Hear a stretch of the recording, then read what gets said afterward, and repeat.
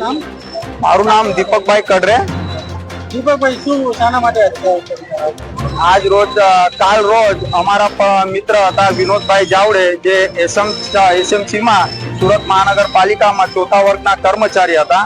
તેમણે કાલે બપોરે 4-5 ના દરમિયાન ગળો ફાંસો ખાઈ આત્મહત્યા કરી છે.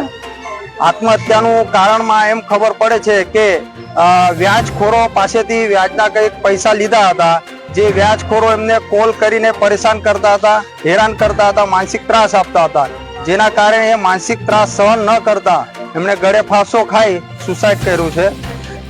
શું ન્યાયની માંગણી? અમારું એક જ માંગણી છે કે આ જે કૃત્ય થયું છે એના પાછળ જે પણ ટુકડી સંકળાયેલી હોય એ ટુકડી સામે કાયદાકીય રીતે પોલીસ પ્રશાસન પગલાં લે અને આવી ટુકડીને જેલ ભેગું કરી મૃતકના પરિવારને ન્યાય મળે એવી જ અમારી માંગણી છે.